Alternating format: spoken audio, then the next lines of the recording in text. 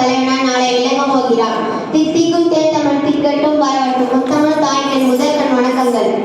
எதிர்கால பேய்குலத்தில் எதிர்த்தீர்கள் போன்ற நித்தம் நான் பேசிட எழுதிட பேதமை புரிந்திட ஆன்றோர்களே சான்றோர்களே போன்றவர்களே வையகமே வானகம் என்னை வாழ வைக்கும் தமிழகமே அனைவருக்கும் எனது முதற்கண் வணக்கங்களை கூறி அவையிற்குள் நுழைய தாழ்ந்த தங்கள் கால்களை.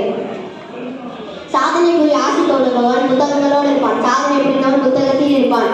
இவ்விரத்திற்கும் சிறந்த உதாரணமாக இருந்தவர் நம் சட்ட மாமேதை பீம்ராவ் ராம்ஜி அம்பேத்கர் அவர்கள். தன்னுடைய அறிவியல் வாசிப்பையும் சமூக மாற்றத்துக்கான கருவியாக பயன்படுத்திய மாமேதை இந்திய வரலாற்றின் ஒவ்வொரு கட்டத்தையும் தீர்மானித்தவர். உயர்கல்வி பெறுவதற்காக அமெரிக்காவிற்கு சென்ற முதல் இந்தியர். இந்திய ரிசர்வ் வங்கி உருவாக்கியதில் முக்கிய பங்களிப்பு பெற்றவர். இப்படி ஒரு தேசத்தை தீர்மானிக்க தேவையான அனைத்திலும் பங்களிப்பு பெற்றவர் நம் மாமேதை அம்பேத்கர் அவர்கள்.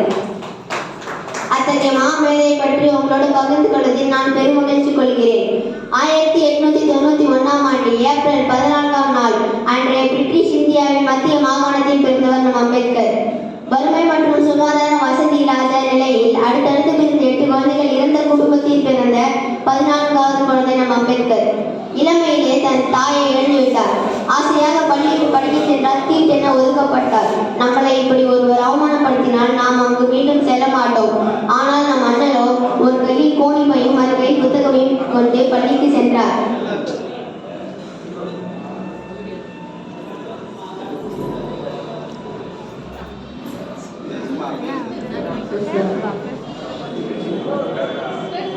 ஒரு மெழுகுவர்த்தி அணைவதற்கு முன்பு இன்னொரு மெழுகுவர்த்தி ஏற்றுவது போல் தனக்கு கிடைத்த சிறு சிறு உதவிகள் அனைத்தையும் பயன்படுத்தி வெளிநாடு சென்று பாரிஸ்டர் பட்டம் பெற்றார்.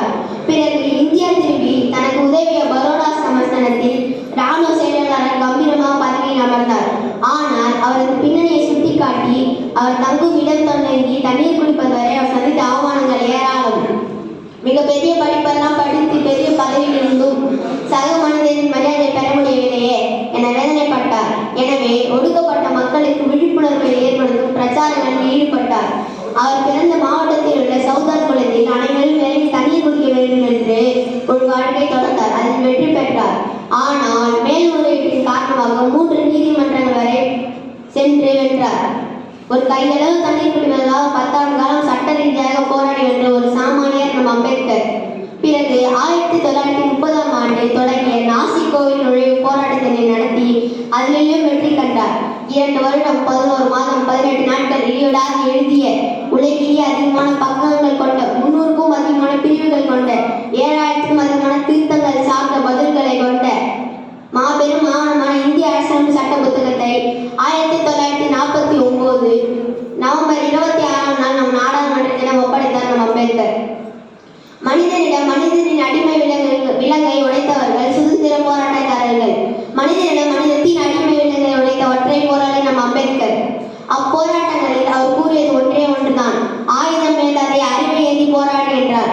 அவர் வழி நின்று அறிவை ஆயுதமாக்கி பல ஏழை மாணவர்களுக்கு ஆக்கமும் ஊக்கமும் அளித்து அர்ப்பணித்து வாழும் டாக்டர் அம்பேத்கர் கல்வி அறக்கட்டளை நிர்வாகிகளுக்கு நன்றி மற்றும் வலுவைக்கும் வரிகளை கிடைக்க என் போன்ற மாணவர்களின் சார்பாக நன்றியை உரித்தாகிறேன். நன்றி, வணக்கம்.